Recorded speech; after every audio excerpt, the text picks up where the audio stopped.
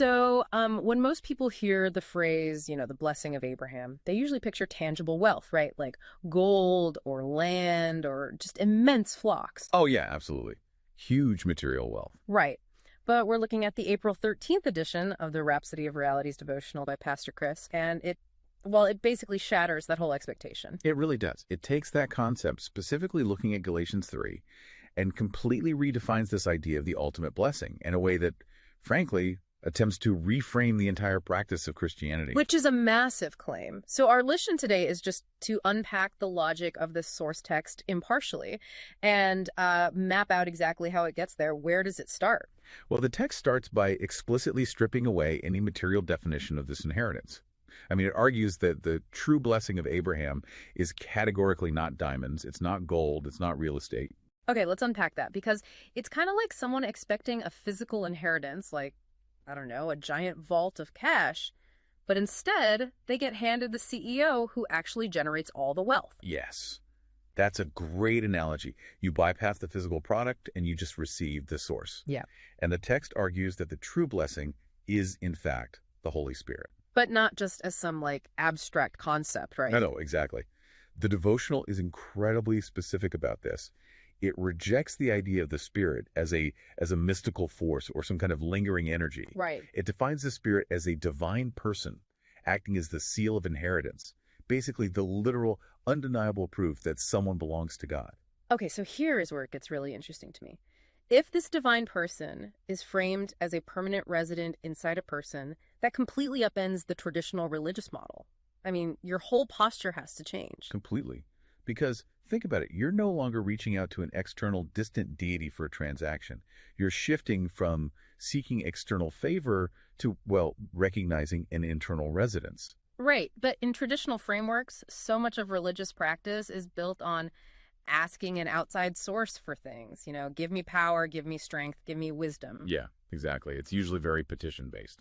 So, if the text argues that you shouldn't pray for power or strength anymore, isn't that contradicting how most people view prayer? I mean, prayer is almost universally understood as a list of requests. It definitely sounds like a contradiction at first glance, but the author actually points to Ephesians 1 and Colossians 1 to answer that exact question. Okay, so what's the logic there?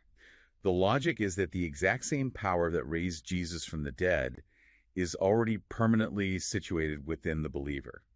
So essentially asking for that power becomes completely redundant. Oh, wow. Because you're essentially begging for something that's already sitting in your pocket. Precisely. The resource is there, you just, you aren't using it. Right. So the massive shift here is moving from petition to acknowledgement.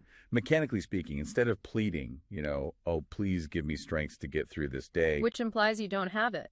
Exactly. You're in a state of deficit. But this text says the practice becomes yielding, actively recognizing the internal presence and declaring, I already possess the strength required. It changes the psychological framework entirely. You move from deficit to a state of absolute provision. Yeah, it really does. And that explains the concluding contrast in the devotional, actually. It argues that Christianity, without this internal recognition, is just religion. Like a dry set of rules. Right. Just dry rules and constantly seeking something outside yourself.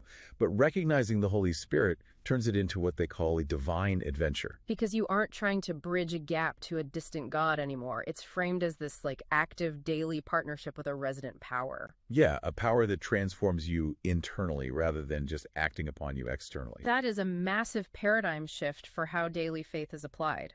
I mean, transitioning from expecting a physical inheritance to recognizing a divine presence. It really is. Well, for those of you looking to explore the mechanics of this text further, you can find more over at rhapsodyofrealities.org. But before we go, this whole concept kind of leaves you with a lingering question. Yeah, it really does. I mean, we often spend our entire lives trying to accumulate tangible safety nets, right, Yeah. to make us feel secure. Constantly seeking. But if we follow the logic laid out here today, Yeah. it makes you wonder how much of human anxiety is simply a failure to recognize the resources we already carry within us. Something to definitely mull over. Indeed. Join us next time.